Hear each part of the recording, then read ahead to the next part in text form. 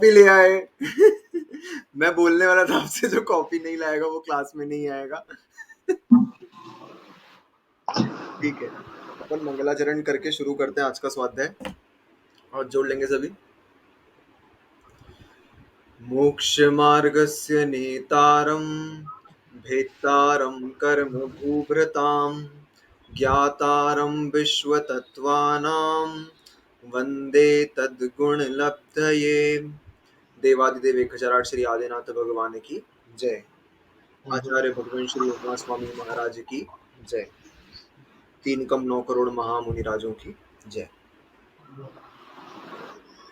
अपन स्वाध्याय प्रारंभ करते हैं तत्वार्थ सूत्र ग्रंथ में दूसरे अध्याय का, जहां पर हमने जीव के 5 असाधारण भावों के बारे में देखा था। कल हमने ये चीजें पूरी कर ली थी। एक आखिरी सूत्र भावों से रिलेटेड हमने देखा था, जिसमें पारिणामिक भावों की चर्चा आई थी। पारिणामिक भाव 3 होते हैं, तो उसके लिए सूत्र था जीव भव्या भव्यत्वानि च, मतलब जीवत्व, भव्यत्व और अभव्यत्व, ये 3 पारिणामिक भाव होते हैं। जीवत्व क्या होता है? तो हम जीव हैं, हमारे अंदर चेतना है, जानना देखना हमारा गुण है। तो ये किसी कर्म के उदय से नहीं है। हम जीव अगर हैं तो हम किसी कर्म के उदय से जीव नहीं है। हमारे अंदर यदि चेतना है तो किसी कर्म के उदय से हमारे अंदर चेतना नहीं है। ये हमारा स्वभाव है, और ये अनादिकाल से ऐसा ही रहा है और अनंत काल तक ऐसा ही रहेगा, चाहे किसी कर्म का उदय आए चाहे न आए। इसीलिए जीवत्व को पारिणामिक भाव कहा। जीवत्व भाव के लिए हमको किसी कर्म के उदय, उपशम, क्षय या क्षयोपशम की आवश्यकता नहीं है। ये हमारा स्वभाव है। इसके बाद भव्यत्व और अभव्यत्व, ये 2 पारिणामिक भाव थे। इनको हमने समझा था। भव्यत्व क्या होता है? भव्यत्व ये होता है कि अगर कोई जीव अपने अंदर सम्यक दर्शन प्राप्त करने की योग्यता रखता है, मोक्ष जाने की योग्यता रखता है, तो उसको भव्य कहा जाता है। ऐसा जीव जो सम्यक दर्शन प्राप्त करने की योग्यता रखे, मोक्ष जाने की योग्यता रखे, उसको भव्य जीव कहा जाएगा। और अभव्य जीव क्या होता है? वैसा जीव जो सम्यक दर्शन प्राप्त नहीं कर सकता, कभी मोक्ष नहीं जा सकता, जो हमेशा संसार में रहेगा, ऐसे जीव को अभव्य जीव कहा जाता है। ठीक है, ये भव्यपना और अभव्यपना ये किसी कर्म के कारण नहीं होता है कि कोई ऐसा कर्म है जिसके कारण वो भव्य है, या ऐसा कर्म है जिसके कारण वो अभव्य है। वो उसका स्वभाव है, किसी कर्म के कारण ऐसा नहीं होता। फिर हमने भव्य जीव के 3 प्रकार देखे थे, निकट भव्य, दूर भव्य और दूरांदूर भव्य। निकट भव्य जीव क्या होते हैं? जो 2-3 भाव में साधन मिलने पर सम्यक दर्शन की प्राप्ति नहीं कर सकेगा, बिल्कुल सही, अभव्य जीव। ठीक है, तो निकट भव्य क्या होते हैं? निकट भव्य वे जीव होते हैं जो जिन बहुत पास के भवों में मोक्ष जाने वाले हैं, मतलब गिनती के भव बचे हैं उनके। मैं तो बोलता हूँ अगर 10 भव, 15 भव, 20 भव भी बचे तो बहुत निकट है वो मोक्ष के। ठीक है, जैसे रावण और लक्ष्मण का एग्जाम्पल आता है। तो रावण और लक्ष्मण जो है वर्तमान में तीसरे नरक में विद्यमान है, लेकिन यहाँ पर आकर के वो अभी उनको कुछ भव लेने हैं। 7-8 भवों की ऐसी गिनती आई है उनकी, 8-10 भव ऐसे कि भाई बनेंगे, फिर चक्रवर्ती बनेंगे, फिर मुनि बनेंगे, ऐसा करता चलता रहेगा उनका। तो ऐसे कम से कम 8-10 भवों की लगभग गिनती आई है उनकी पद्म पुराण में। तो लेकिन एक बात है कि उनकी गिनती के भव बचे, इसीलिए ऐसे जीवों को निकट भव्य जीव कहा जाएगा, जिनके गिनती के भव बचे हैं। दूर भव्य कौन से जीव होते हैं? जो भव्य जीव तो हैं, सम्यक दर्शन प्राप्त कर सकते हैं, योग्यता है, लेकिन उनके संसार का अंत कब होगा ये निश्चित नहीं है। ठीक है, होगा ये निश्चित है, लेकिन कब होगा ये निश्चित नहीं है। ठीक है, मतलब अभी असंख्यात वर्ष है उनको मोक्ष प्राप्त करने में। उनको काफी सारे भव लेने पड़ेंगे, गिनती नहीं कर सकते हम उनके भवों की कि कितने भवों बाद उनका मोक्ष होगा। ठीक है, ऐसे जीव जो हैं वो दूर भव्य जीव कहलाते हैं। दूरांदूर भव्य जीव, दूरांदूर भव्य या अभव्य समान भव्य, ये दो नाम बताए थे। दूरांदूर भव्य या अभव्य समान भव्य, मतलब ऐसे जीव जो अभव्यों के समान है भव्य, लेकिन अभव्यों के समान क्यों है? क्योंकि इनका संसार कभी दूर नहीं होगा, हमेशा संसार में रहेंगे। ऐसे जीव जो हैं, इनको मोक्ष प्राप्त करने का साधन ही नहीं मिलता, क्योंकि सम्यक दर्शन प्राप्त करने के लिए हमको संगी पंचेंद्री होना जरूरी है, पर्याप्तक होना जरूरी है। लेकिन ये जीव जो होते हैं, ये क्या करते हैं? ये हमेशा नित्य निगोद में ही रहते हैं, इनकी निगोद पर्याय कभी खत्म ही नहीं होती है। ठीक है, इनकी निगोद पर्याय कभी खत्म ही नहीं होगी, ये हमेशा निगोद में रहेंगे। निगोद होता है एक इंद्री, ठीक है। अब चूंकि वो एक इंद्री से बाहर ही नहीं आ पा रहे, तो दो इंद्री, तीन इंद्री, चार इंद्री तो सवाल ही नहीं उठता, पंचेंद्री बन ही नहीं पा रहे, तो इसलिए वो कभी सम्यक दर्शन प्राप्त ही नहीं कर पाएंगे। ठीक है, और सम्यक दर्शन प्राप्त नहीं कर पाएंगे, इसलिए मोक्ष कभी नहीं जा पाएंगे। इसीलिए उनको कहा गया अभव्य के समान भव्य जीव, दूरांदूर भव्य जीव, जिनके संसार का कोई अंत है ही नहीं, भले भव्य हैं तो भी। अभव्य जीव क्या होते हैं? अभव्य जीव ऐसे होते हैं जिनके अंदर पात्रता ही नहीं होती है सम्यक दर्शन प्राप्त करने की। ठीक है, उनको धर्म श्रवण हो जाएगा, जैसे अंकेश भैया ने लिखा कि साधन मिल जाएंगे उन्हें। ठीक है, उन्हें गुरु मिल जाएंगे, धर्म मिल जाएगा, लेकिन उनके अंदर सम्यक दर्शन उपजाने की शक्ति नहीं है। जैसे हमने कल देखा था, ठठरा मूंग या राजमा, अपन कुछ गला के रखते हैं इनको, तो कुछ दाने ऐसे रह जाते हैं जो सीजते नहीं है, उनमें योग्यता ही नहीं है सीजने की। ठीक है, उनमें योग्यता ही नहीं है कि वो पके। ऐसे अभव्य जीवों में उनको निमित्त सारे मिल जाएं भले, लेकिन उनमें पकने की, मतलब सम्यक दर्शन प्राप्त करने की योग्यता ही नहीं है, इसीलिए मोक्ष जाने की योग्यता ही नहीं है। इसके बाद हमने विचार करा था कि हम भव्य हैं कि अभव्य हैं, तो हम तो नियम से भव्य हैं। ठीक है, हमको अपने आप को अभव्य मानना ही नहीं है कभी, ये अपने को मन में कभी विचार ही नहीं करना। ऑल्दो ये भगवान के ज्ञान का विषय है, हमारे ज्ञान का विषय नहीं है, केवली के ज्ञान का विषय है, लेकिन हमको अपने आप को हमेशा भव्य ही मानना है। ठीक है, और क्यों मानना है? तो इसके पीछे लॉजिक हमने क्या लगाया था कि अभव्य जीवों की संख्या इतनी कम होती है, इतनी कम होती है कि ढाई द्वीप में जितने मनुष्य हैं, ढाई द्वीप में जितने मनुष्य हैं, उतने मनुष्यों में से, कुछ डाउट है? नहीं, मैं कुछ बोल रही हूँ जो महाराज जी ने मुझे बोला था। अच्छा, हाँ ठीक है, बोलो। मैंने ये क्वेश्चन परम पूज्य निर्मत सागर जी महाराज जी को पूछा था कि मैं कैसे जानूं कि मैं भव्य हूँ कि अभव्य हूँ। हम्म। तो उन्होंने कहा था कि आपको ये क्वेश्चन आ गया, इसका मतलब आप भव्य हो। सिंपल इसका आंसर है हम्म। कि आप सोच रहे हो मोक्ष जाना है, पुरुषार्थ उस ओर कर रहे हो, भले इट इज इन 0.01%, पर यस। आप भव्य हो। तो बिल्कुल ऐसी बात है। एक बार आचार्य श्री के पास एक व्यक्ति आया था, बहुत पहले की बात है, जब समता सागर जी आदि की भी दीक्षा नहीं हुई थी, तब की बात है, इतनी पुरानी, इसरी की बात है। शिखर जी गया था संघ पूरा तब। तो एक व्यक्ति, सुबह सुबह का टाइम था, सामायिक आदि करके स्वयंभू स्तोत्र वगैरह पढ़ के निवृत्त हुए थे, और एक व्यक्ति रोता रोता, छत पर थे वो लोग, तो रोता रोता उनके पास आया और भयंकर रो रहा है वो जी। तो फिर आचार्य श्री ने बोला कि क्यों रो रहे हो? तो उस व्यक्ति ने यही बोला था कि हमको सपने में आया और हमसे किसी ने कहा सपने में कि तुम अभव्य हो, तुमको मोक्ष नहीं होगा कभी। तो आचार्य श्री ने यही जवाब दिया था कि अगर तुम अभव्य हो, ये सुन के तुमको रोना आ रहा है, मतलब तुम भव्य हो।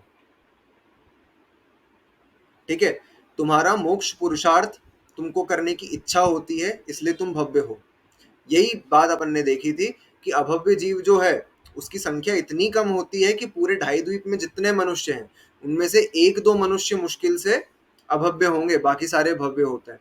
क्योंकि अभव्य जीव अपनी विशुद्धि नहीं बना पाता, इतनी विशुद्धि प्राप्त नहीं कर पाता कि उसको संगी पंचेंद्रिय मनुष्य पर्याय मिले। ठीक है, बड़ी मुश्किल से उसको इतनी हो पाती है। इसीलिए हमको तो मनुष्य पर्याय मिल गई, जैन कुल मिल गया, पंचम काल में भी हमारा धर्म करने में मन लग रहा है, जहां पर धर्म का साक्षात फल हमको दिखाई नहीं दे रहा, तो भी हम कर रहे हैं, रेगिस्तान में नाव चला रहे हैं। ठीक है, तो ऐसे समय में अगर धर्म करने का मन कर रहा है तो हम नियम से भव्य जी हैं। ठीक है, फिर इसके बाद अगला सूत्र हमने देखा था उपयोगो लक्षणम, मतलब जीव का जो लक्षण है वो होता है उपयोग। लक्षण क्या? जो आत्मा के साथ हमेशा रहे, जो आत्मा को कभी छोड़कर ना जाए, उसको कहते हैं लक्षण। मतलब आत्मा की पहचान की जा सकती है उससे। ठीक है, जो आत्मा के साथ सदा रहे, आत्मा को छोड़कर कभी ना जाए, उसको कहते हैं लक्षण। और जीव का क्या लक्षण है, आत्मा का क्या लक्षण है?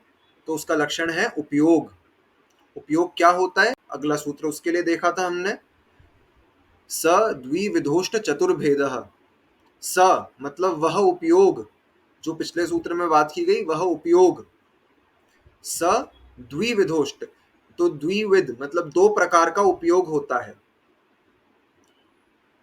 दो प्रकार का उपयोग होता है, ज्ञानोपयोग और दर्शनोपयोग। और अष्ट चतुर्भेद, ज्ञानोपयोग के 8 प्रकार, 8 उत्तर भेद, दर्शनोपयोग के 4 उत्तर भेद। तो उपयोग, उपयोग के 2 भेद, ज्ञानोपयोग दर्शनोपयोग। फिर ज्ञानोपयोग के 8 उत्तर भेद, दर्शनोपयोग के 4 उत्तर भेद। ठीक है, हाँ। तो यहाँ पर दर्शन जो है उसको सम्यक दर्शन नहीं समझना। यहाँ पर दर्शन मतलब देखने का जो गुण है अपना, जानना देखना, ये जीव का गुण है, ज्ञाता दृष्टा होना। ठीक है, तो यहाँ पर दर्शन से सम्यक दर्शन नहीं लगाना है, यहाँ पर दर्शन से हमारे देखने के गुण को लगाना है। तो हमने देखा ये भेद। तो 8 भेद कौन से ज्ञानोपयोग के? तो 5 तो सम्यक ज्ञान, कौन से? मति, श्रुत, अवधि, मनः पर्याय और केवल ज्ञान। और 3 मिथ्या ज्ञान, कुमति, कुश्रुत और विभंगावधि या कुअवधि ज्ञान। ठीक है, और 4 भेद दर्शन उपयोग के हो गए, कौन कौन से? चक्षु दर्शन, अचक्षु दर्शन, अवधि दर्शन और केवल दर्शन। चक्षु दर्शन क्या? जो चक्षु इंद्री से हमको सामान्य अवलोकन होता है किसी चीज का, देखने में आती है, वो चक्षु दर्शन। अचक्षु दर्शन जो चक्षु इंद्री के अलावा बाकी 4 इंद्रियों से होता है, उसको अचक्षु दर्शन कहेंगे। अवधि दर्शन, केवल अवधि ज्ञान होने के पूर्व जो दर्शन होगा उसको अवधि दर्शन कहेंगे। और केवल दर्शन, केवल ज्ञान के साथ जो दर्शन होगा उसको केवल दर्शन कहेंगे।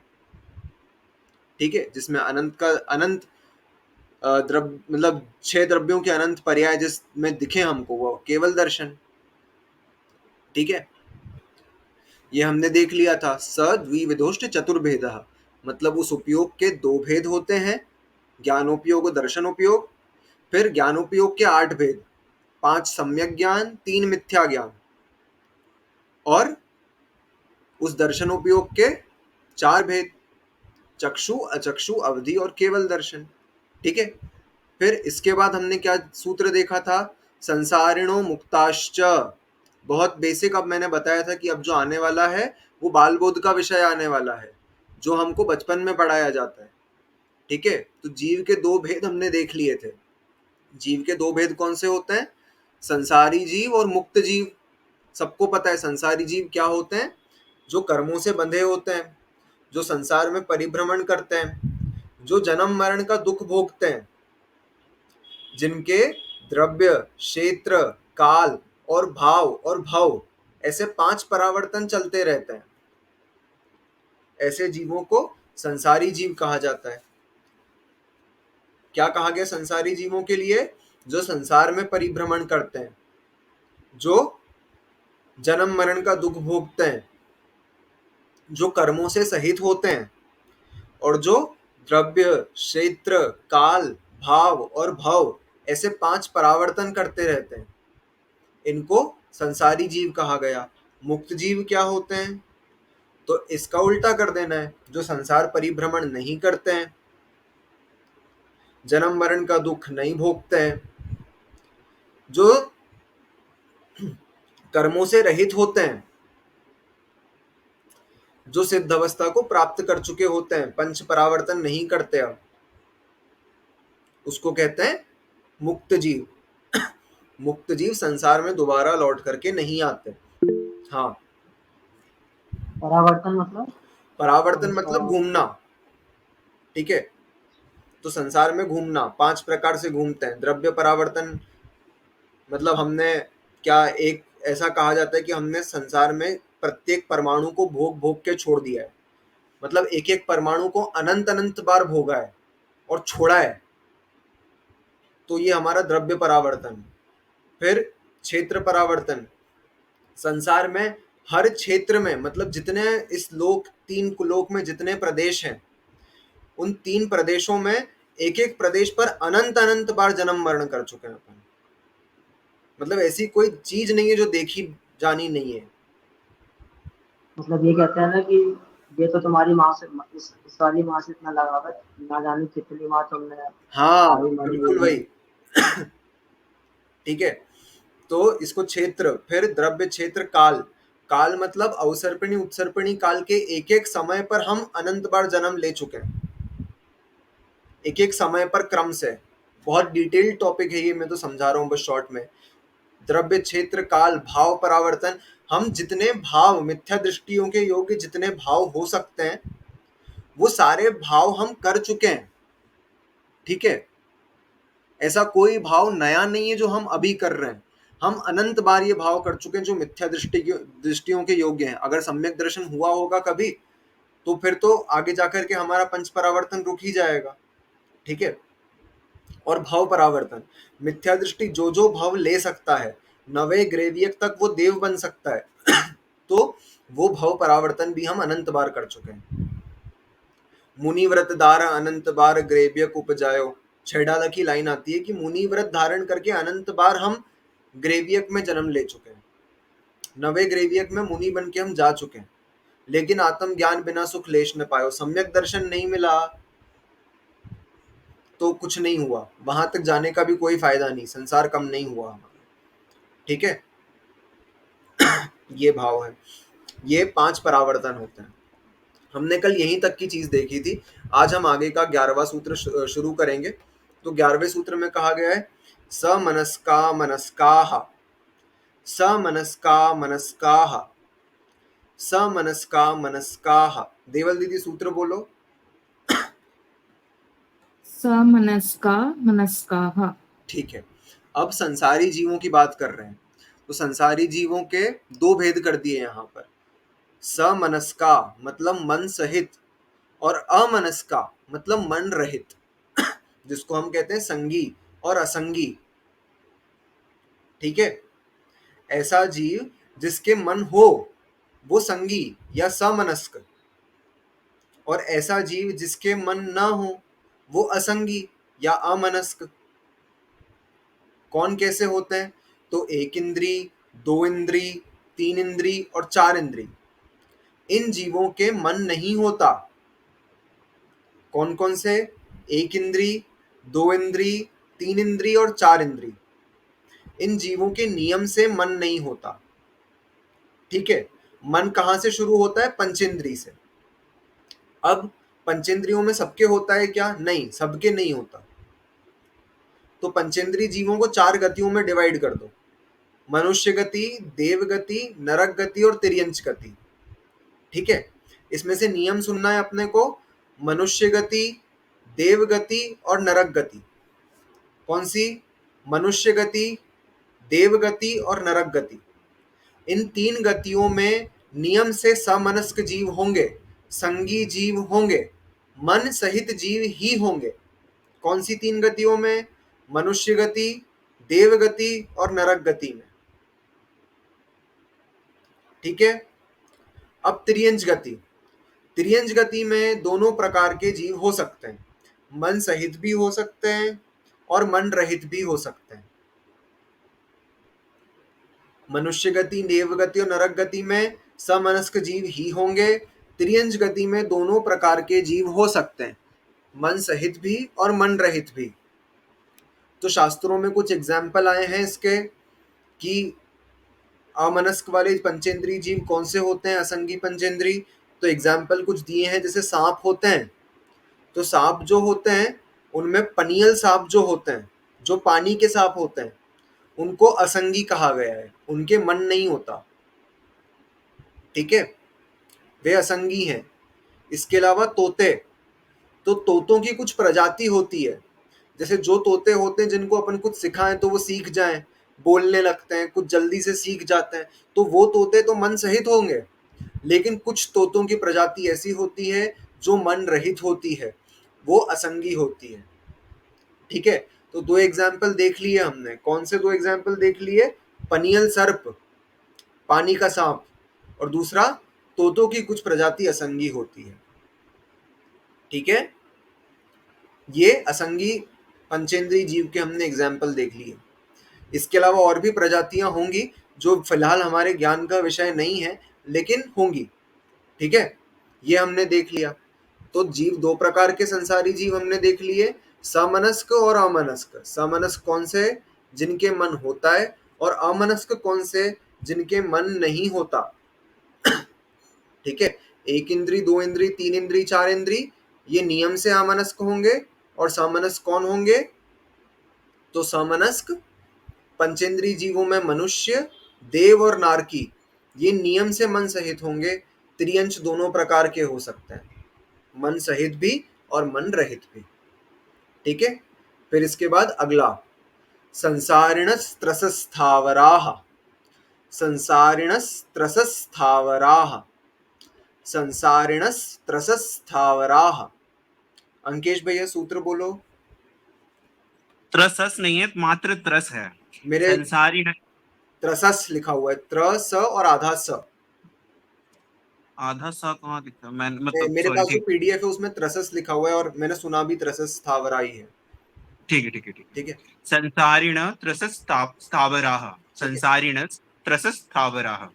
तो संसारी जीवों के अब दो और भेद कर दिए। कौन से दो और भेद कर दिए? संसारी जीव त्रस और स्थावर, ऐसे दो होते हैं। ठीक है, स्थावर जीव क्या होते हैं? जिनके मात्र एक इंद्री होती है, ऐसे जीवों को स्थावर जीव कहते हैं। ऐसे जीव जिनके मात्र एक इंद्री, स्पर्शन इंद्री पाई जाए, उसको स्थावर जीव कहेंगे। और त्रस जीव क्या होते हैं?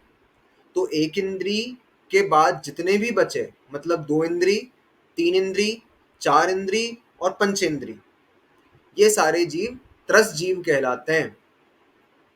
ठीक है, एक इंद्री जिनके मात्र स्पर्शन इंद्री है वो स्थावर जीव। और त्रस जीव कौन से? जिनके दो इंद्री, कौन कौन सी? स्पर्शन रसना, दो इंद्री। तीन इंद्री जीव कौन से?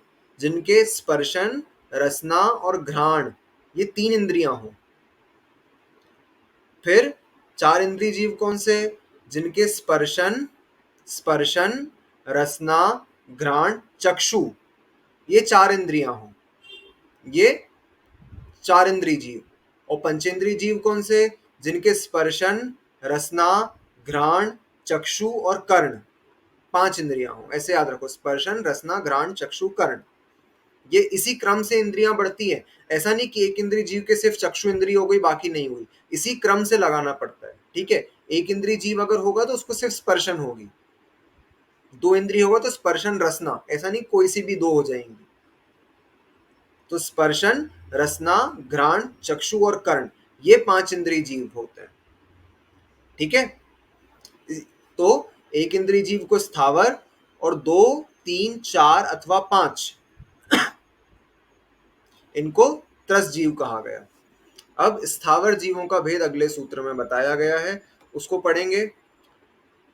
पृथ्वी, व्यप, तेजो, वायु, वनस्पतयः स्थावराः। पृथ्वी, व्यप, तेजो, वायु, वनस्पतयः स्थावराः। पृथ्वी, व्यप, तेजो, वायु, वनस्पतयः स्थावराः। श्रेयस भैया सूत्र बोलो। पृथ्वी, व्यप, तेजो, वायु, वनस्पतियः स्थावराः।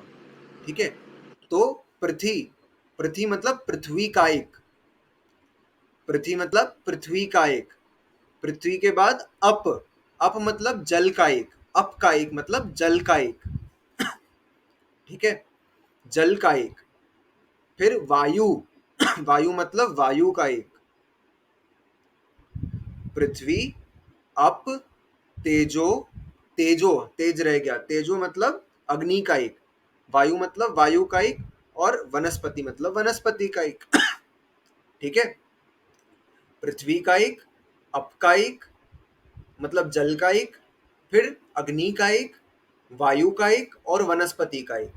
ये स्थावर जीवों के भेद होते हैं। 5 भेद बता दिए स्थावर जीवों के। यहाँ पर कौन कौन से 5 भेद बता दिए?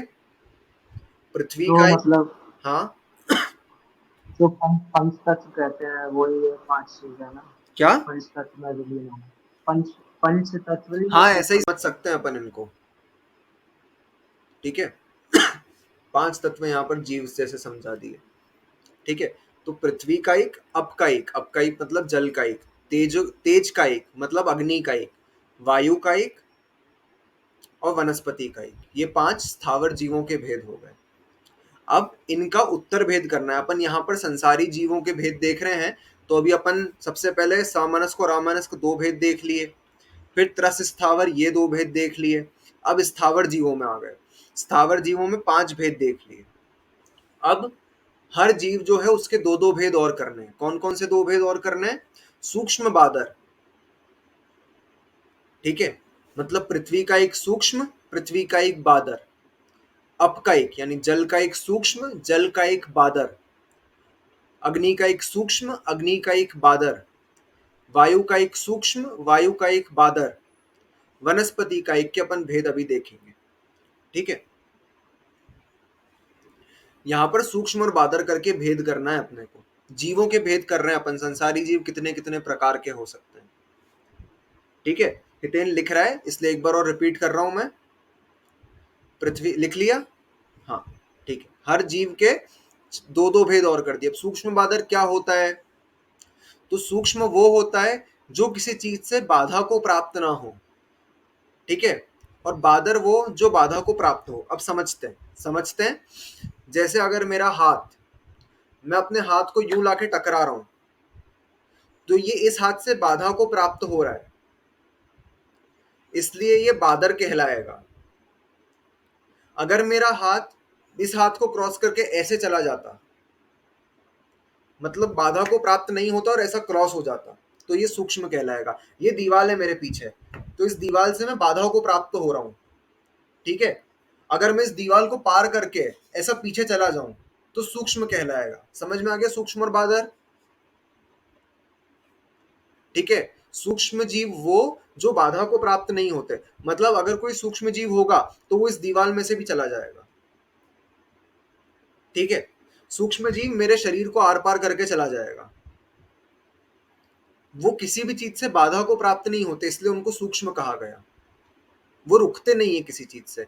बादर वो जो बाधा को प्राप्त हो जाते हैं, वो यहाँ पर आकर रुक जाएगा। मैं बादर हूं तो मैं यहाँ पर आकर के रुक गया, अब मैं इस दीवार को पार नहीं कर सकता। ठीक है, ये बादर कहलाता है, सूक्ष्म और बादर।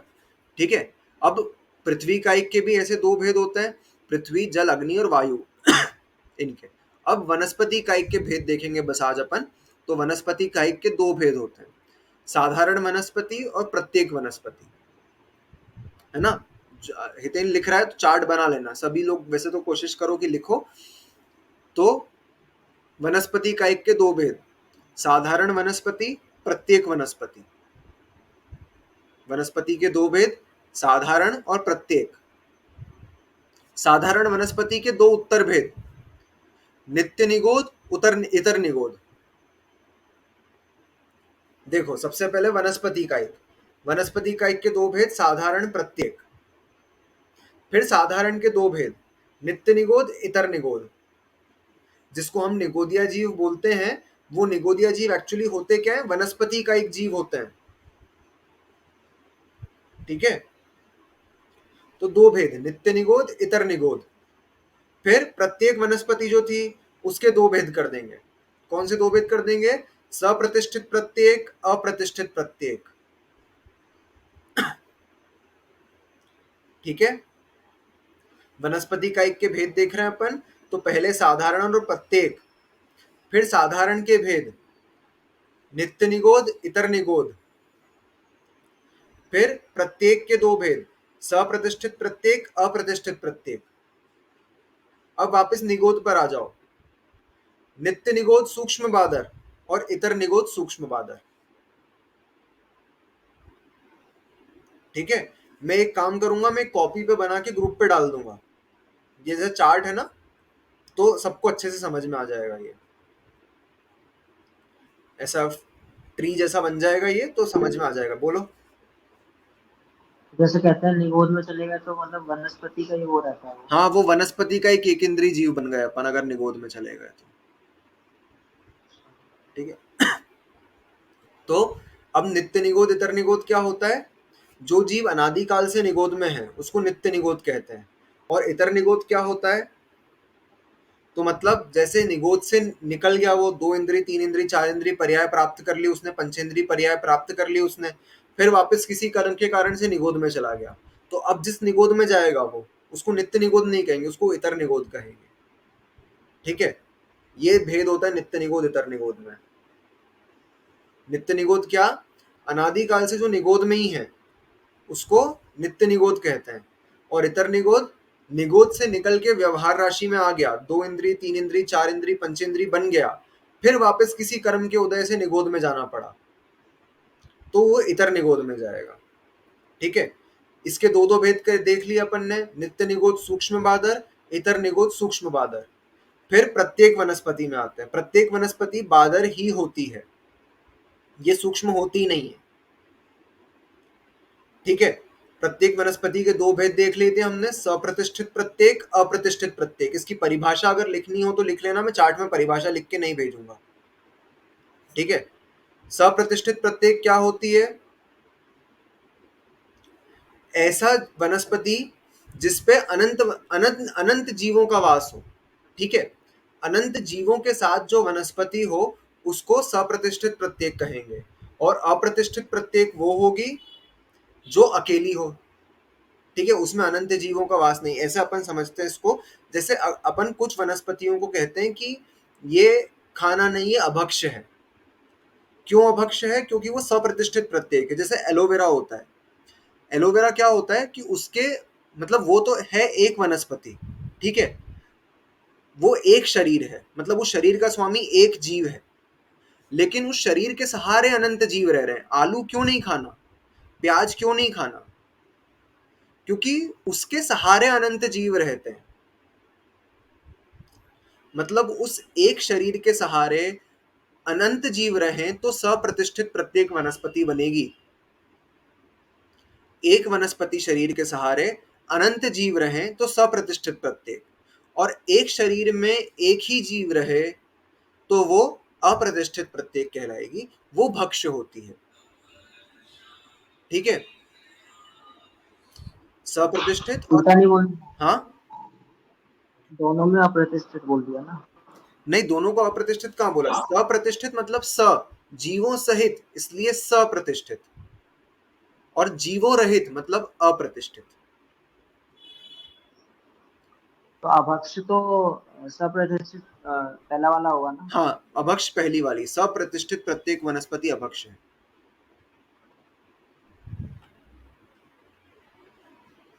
ठीक है, हमने भेद देख लिए। कौन कौन से भेद देख लिए? पृथ्वी का एक सूक्ष्म बादर, जल का एक सूक्ष्म बादर, अग्नि का एक सूक्ष्म बादर, वायु का एक सूक्ष्म बादर। वनस्पति का एक में क्या भेद देख लिए? साधारण वनस्पति और प्रत्येक वनस्पति। साधारण वनस्पति के 2 भेद, नित्य निगोद सूक्ष्म बादर, इतर निगोद सूक्ष्म बादर। और प्रत्येक वनस्पति सप्रतिष्ठित प्रत्येक और अप्रतिष्ठित प्रत्येक। ठीक है, आज बस इतना ही देखेंगे अपन। सबको समझ में आ गया है तो जिनवाणी स्तुति करेंगे, और किसी को कोई डाउट है तो पूछ लो।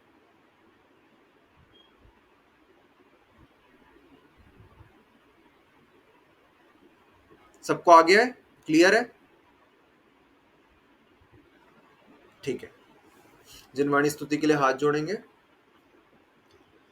शास्त्र पठन में मेरे द्वारा यदि जो कहीं कहीं प्रमाद से कुछ अर्थ वाक्य पद मात्रा छूट गई, सरस्वती मेरी उस त्रुटि को कृपया क्षमा करें, और मुझे कैवल्य धाम में मां विलंब धरें। वांछित फलदात्री चिंतामणि सदृश मात्र तेरा, वंदन करने वाले मुझको मिले पता मेरा। बोधि समाधि विशुद्ध भावना आत्म सिद्धि मुझको मिले और मैं पा जाऊं मां मोक्ष महासुख को। द्वादशांग जनवाणी मातेश्वरी की जय। काय उत्सर्ग करने से